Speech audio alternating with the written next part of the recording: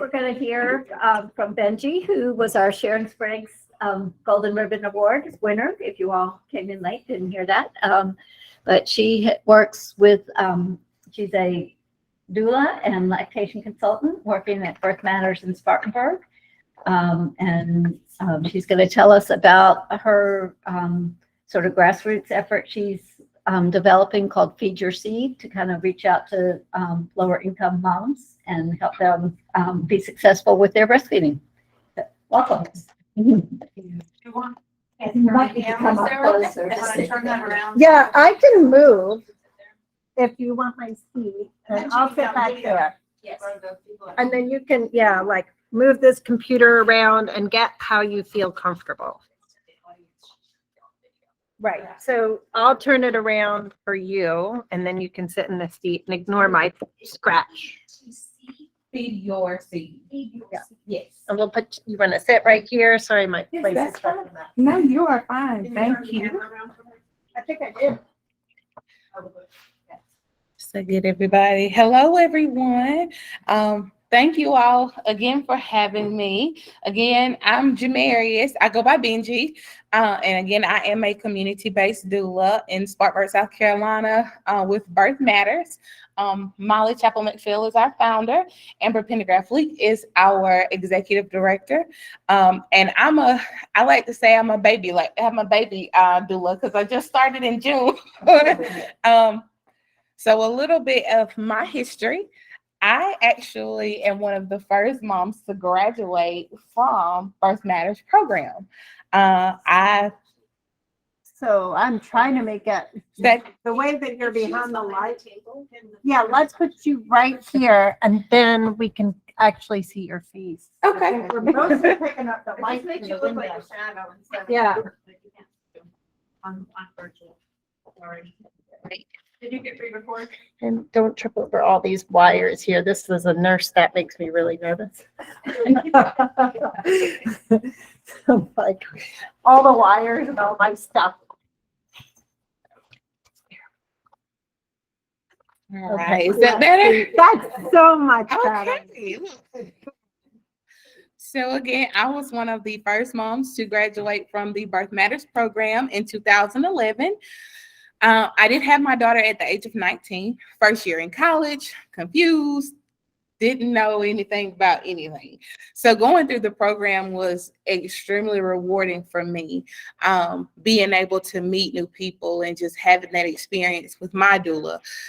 She was like a big sister to me, just basically reminding me that even though my life is going to be more about the baby now, I still have a life, and I have to take care of me in order to take care of my daughter. And just having her as my sounding board and somebody that was there that was not judging me, and encouraging me to just keep going and doing more. Being able to go through Birth Matters program with the help of the Birth Matters team. I went back to college. I took a break after I had my daughter, but I went back to college. I graduated and got my medical assistance. Should I allow? Okay. Yes. Okay. So I went back to school, got my medical assistant certification. And while I was doing that, I was working for the Spartanburg County Health Department in the WIC department as a breastfeeding peer counselor. I worked there for about 4 years. And in the process of doing that, I'm just so passionate about breastfeeding. And initially I did not want to breastfeed. Being a 19-year-old college student, I was like, I don't know how I feel about that. I feel like I want to keep my body to myself. And again, with the help of my Birth Matters team, they're like, breastfeeding is really gonna be beneficial for you and the baby. I'll try it. I don't know. I'll think about it. And the day that I had her, my delivery was stressful. Had a stressful delivery. Found out that I am allergic to epidural. So I found that out. And so going through the delivery, Aubrey did go to NICU for about 7 hours. So we did not get to do the golden hour. But once my nurse brought her back, she said, "This is going to sound so crazy, but you have the perfect nipples." And I said, "Okay." And she's like, come on, let's just try it. Let's try it. And I just remember holding her. It was about 9:30, 10 o'clock that night. And she was just laying in my arms. And I said, okay, kid, it's me and you. Let's try this. And I kept messing with her face. And I finally woke her up and I latched her on. She stayed latched for 3 years. So we for 3 years. And of course, you have that stigma of people like, what are you doing? How long are you going to do it? Well, is it really that great, or like is she always nursing that much? And just being able to tell people like it's really not that big of a deal. I mean, it is great, it's beneficial, but babies don't just latch onto you and literally stay latched. There's a process. And I wanted to do more with that. I fell in love with breastfeeding and just being in love with this baby and seeing how her body is growing and just seeing how beneficial it was for both of us. You know, me getting sick and then continuing to nurse her and her not getting sick at all was just, I was just flabbergasted. I was like, I love this. I'm going to keep doing this. And I want to tell everybody about it. I want to let everybody know breastfeeding is great. And so working for the health department, I noticed that there were barriers that a lot of our moms they faced every day. We had moms that either initiated in the hospital and just could not continue once they got home, because while they had the help at the hospital, they don't have that help at home. They're coming from generations of families that are like, I don't know what breastfeeding is like. I've never done it. I don't know how long baby needs to stay on. I don't know what the poop looks like. I don't know how often to do this, to do that. So it was just these barriers. And then there was also communication barriers where they didn't have phones or they didn't have transportation to get to the health department. And I remember sitting at my desk at the office one day, and at the time, one of my coworkers, her name was Ursula, and Ursula said, you know, I have never seen somebody that's such a fierce fighter as you are with breastfeeding. And I said, you know what? I feel like there is something more that I could be doing. And she said, like what? I think we're doing a lot, and our hands are pretty tied. We can't go into the homes because we didn't have the certification, or we didn't have the qualifications to go into the home. And so we really fought to figure out what can we do to start branching out and helping these moms. And so I prayed about it and I was like, okay, I really want to know what can I do to stretch myself to get to these women in my community, to help these families, to give this education, to give them that support. And I was sitting at my desk and I'm typing, I'm looking up names, trying to think of like a cool name to start a business. And I call it God. I just heard feed your seed. And so I Googled it. I'm like, somebody might be using that name. I Googled it, nobody had it. And so I got the name copyrighted and I said, you know what? Feed your seed it is. And in 2014, Feed Your Seed was born. And I left the health department to go back to school to get my medical assistant. And throughout that time, being in school, being a mom, working full time, I still felt like there's more to do. And so I would just reach out into the community. And some of my moms, they're like, you left the health department? Why did you do that? I still need help. I'm like, don't worry about it. We got Feed Your Seed. And so they're like, that's catchy. What is that? And so I told them that's a breastfeeding service and community outreach. So if you need me, you know my number. If you need me to come to your house, I will come to your house. I will meet you where you are to provide that education and to provide that service to you. And so here we are, 2022, still boots to the ground, still helping out moms and still just trying to provide that education, provide that support, and just show everybody that I love what I do. I love the fact that I'm continuing to grow, and my vision is to expand so that everyone would be able to have the opportunity to help someone else feed their seed.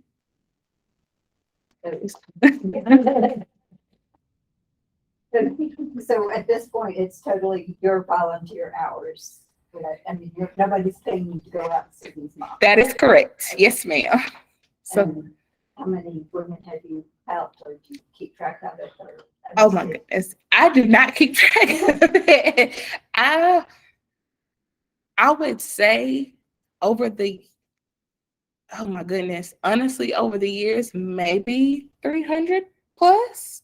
That's great. Maybe. And that, again, that's just from moms that I have helped while I was at the health department as well. And so I just kind of not necessarily pulled them away from the health department, but if they needed me after hours, I considered them one of my Feed Your Seed moms. So I would go into the homes and help them afterwards. Yes. And how do moms find out about what you do? So it was initially just word of mouth. And so I was able to develop a website. So disclaimer right now, website is down just due to some updates. So if you try going on there, it's just because I'm updating a lot on the site right now. So we should be back up and running next week. They can find me on Facebook. So I do have a Feed Your Seed page on Facebook. I am not quite on Instagram yet. I'm still trying to figure out how the whole business page with Instagram works. So I'm still working on that part. But we do have feedyourseed.org. And again, that should be back up next week. And what area, what area are you in exactly?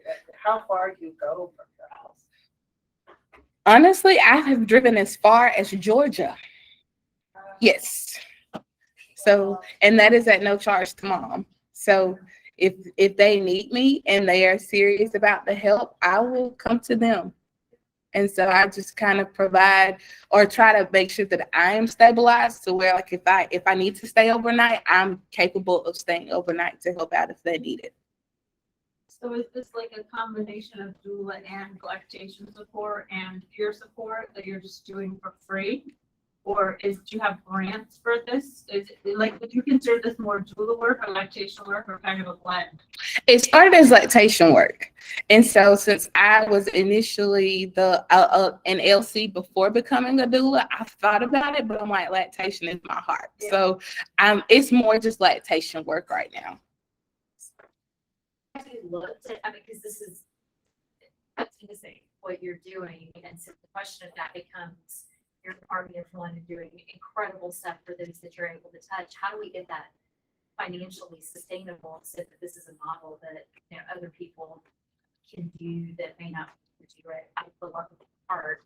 I mean, have you done any kind of billing for any of the lactational stuff that you're lactation support that you're doing? Or? No, ma'am. So I am actually looking into grant work now. I am still like learning how the whole grant writing system works. So I'm trying to learn how to grant write, learn how to apply for grants, get the grants, and that way I can still be sustainable in order to get that information out there and provide that support. What makes you wonder, even through your normal job, you know, if there was a way that you could bill insurances and at least get the lactation support part of it paid? And so that, again, there's some revenue stream that becomes a financially sustainable model over time, but then you can spread to other people and share that model. That sounds, look, I'm with you on that. I will definitely look into that because, again, I love what I do and I love being able to reach the community.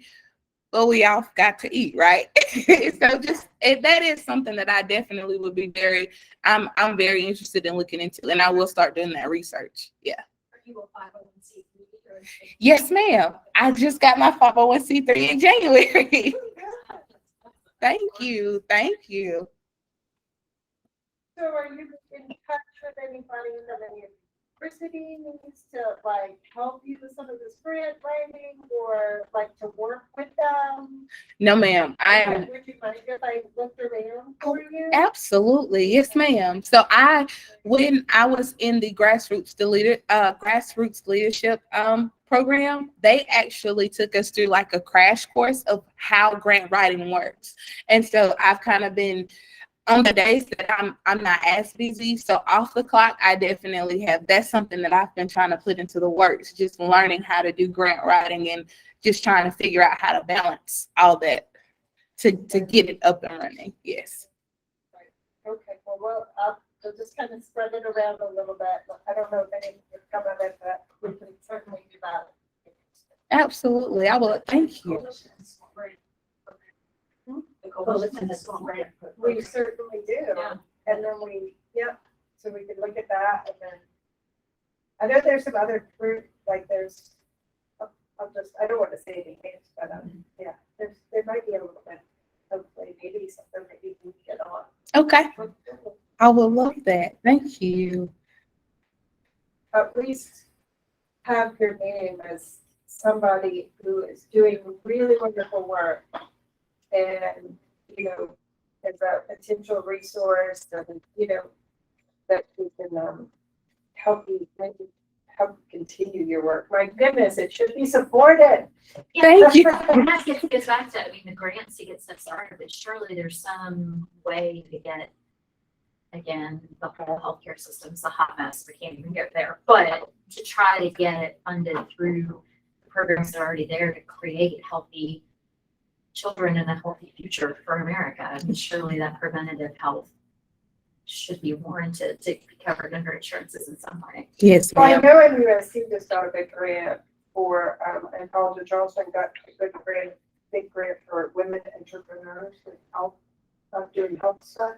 So that's one thing I was gonna ask about, but there's another thing too that I know of, but that was a big grant that just came through. And they're looking specifically for women who are entrepreneurs who are doing, like working for, increasing health, behaviors in the community. Okay. So that's what I was gonna check out. And I don't personally know those people, but I'm in the right place because I'm at USC. Do you find any barriers to getting people to refer to you or supporting you? Like, what is an LC versus CLC or IPCLC?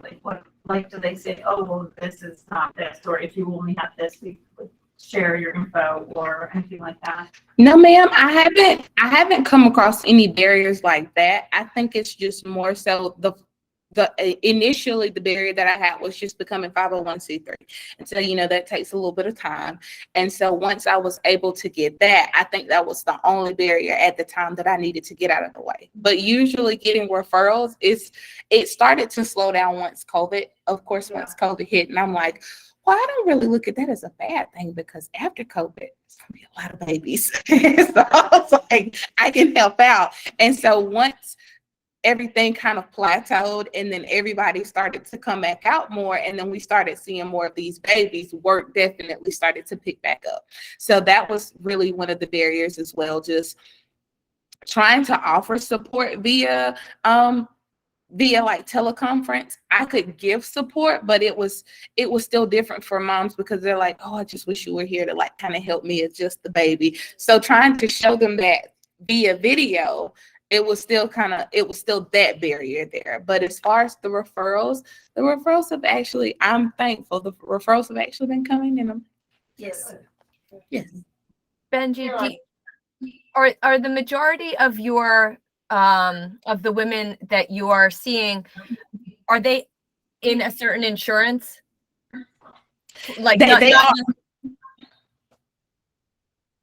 Like, I'm are sorry? do they have Medicaid or commercial, or do you know that? Yes, so a lot of my moms actually do have Medicaid. I may have served, and this is just kind of spitballing. So over the years, I can say I may have served maybe 30 to 40 moms total from 2014 to 2022 that had their own private insurance. But for the most part, a lot of my moms have been Medicaid. And so that's why I was I still trying, like, in that gray area about how to charge. And I said, well, if most of their things that they have are covered by Medicaid and they're not paying for a lot of things via Medicaid, I wouldn't feel comfortable trying to charge for my services knowing that there's already so many barriers there anyway. Yes, because South Carolina does not cover lactation services through Medicaid. Correct. Right. So as far as billing, you couldn't do that. Correct. Through the insurance. Right. So that's what we're trying to work on too. Tough. Yeah. way it's covered is if you go see a pediatrician and the pediatrician does the appointment and the lactation consultant does it for free. Yes. That's just inappropriate. Yeah, and that, yeah. So that's how you get lactation covered for Medicaid. Can you say that again? If they do it for free? I couldn't hear. I'm sorry. So basically, your pediatric practice or your OB practice hires an LC and then pays them, but the doctor sees the patients and bills for a visit. Usually it's like a longer visit. And then, so it's basically like you're not billing for lactation for the actual lactation consultant. So the lactation consultant is basically, offering, they're not getting, it's not billable, but the pediatrician or the OB is billable. Right? Yep. So the lactation part is essentially thrown in for free. But most of their, Get a doctor's appointment and get lactation for free is how it works right now. and most of the patient's time is with the lactation consultant. Oh, yeah, Physicians, like technically. physicians, will, and so the practice that I'm not working there now in USC, but the practice that I was working at, our physicians were phenomenal, I will have to say, and they did a proper appointment with the kids. Like they just, so, it still wasn't super long, but I think in general, appointments aren't super long. But they did, they did a real appointment. They didn't just peek in. You know what I mean? Mhm. They didn't just write it off. So it was always a good appointment. And I have noticed that when I did work in pediatrics, the last practice that I worked for in pediatrics, we would have some families that would specifically come back just for lactation care.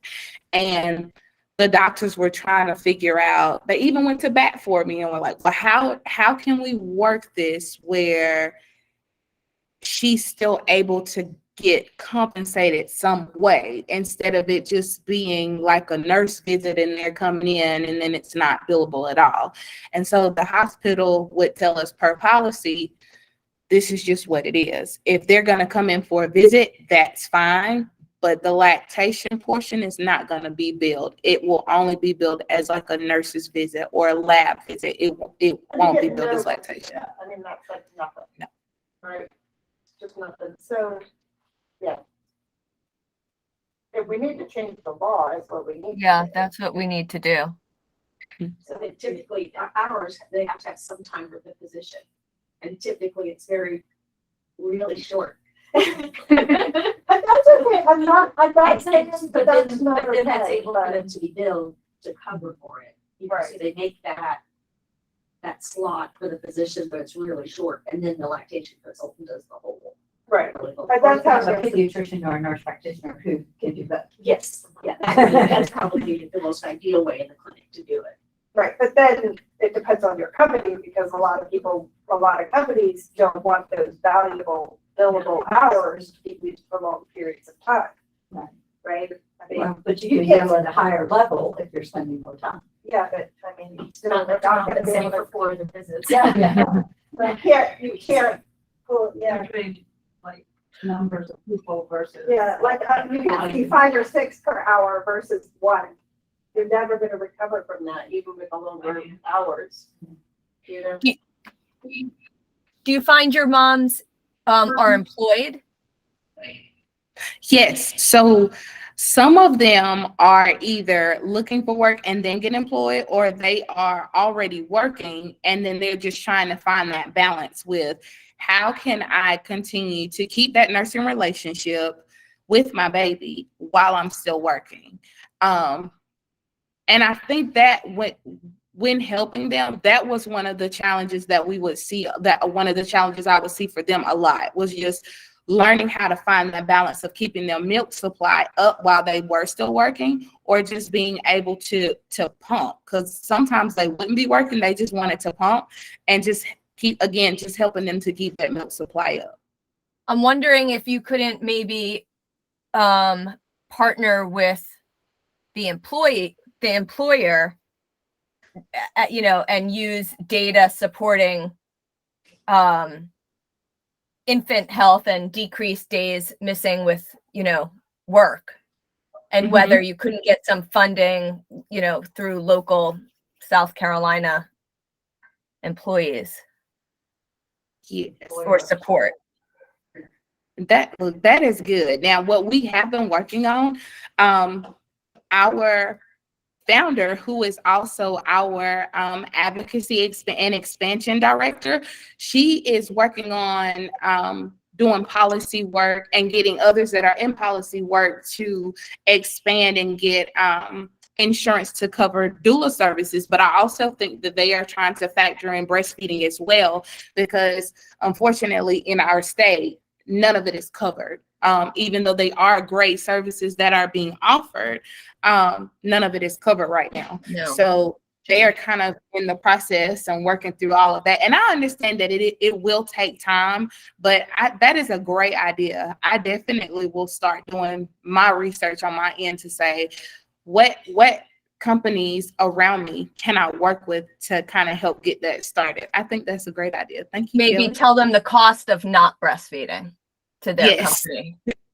Yes. You can go on, they still have info on the, if you look at the business case for breastfeeding, Mhm. and we can give you that after in the middle of doing this, but business case for breastfeeding, they still, if you Google that, it still has data under that. And there's more now, but I think that's still a good Yep. resource. Yeah. Great. Thank you. I will definitely look all that up. I see, this is why I love this group already. It's just it's such great information. I just feel like I'm just being saturated with just all this education. And I'm like, I like going into places where I know something, but I like when people know more because it helps me to grow and expand and stretch. So I love it. Thank you. It's true of all of us. We all have each and every one of us. So, yeah. And you're awesome. Thank you. Thank you for all you do. Yes, thank You're you. incredible in that passion. Thank It's you. very obvious. People are lucky to have you. Thank you. You are, you're located in Spartanburg, Yes, all ma'am. right? Are there any people like you, any other parts of the state? Have you connected with anybody else that's doing what you're doing? I haven't connected with a lot of people in South Carolina, but I do follow a lot of people on social media. Like I do follow a lot of CLCs. I follow a lot of IBCLCs, and just kind of picking their brains and following their TikToks and just seeing how things work. So if there is someone else in the South Carolina area that is doing this that please let me know. And specifically the volunteer aspect of it, because, offering this kind of services at no charge is huge, so Mhm. especially for low income families. Yes, ma'am. Yes. We have any other questions? Or anything that I could add? Thank you. Yeah, thank you. Thank you so much. all. We Thank really you so much for appreciate it. having me. Yeah. Thank you. Thank you. Thank you. Yeah, thank you. Thank you for letting me move your seat around Absolutely. midway through too. So I'm going to move this around this way because that way I want to show the room again. And I do want to restop and start the recording. Thanks for the reminder. I would not have remembered. There we go.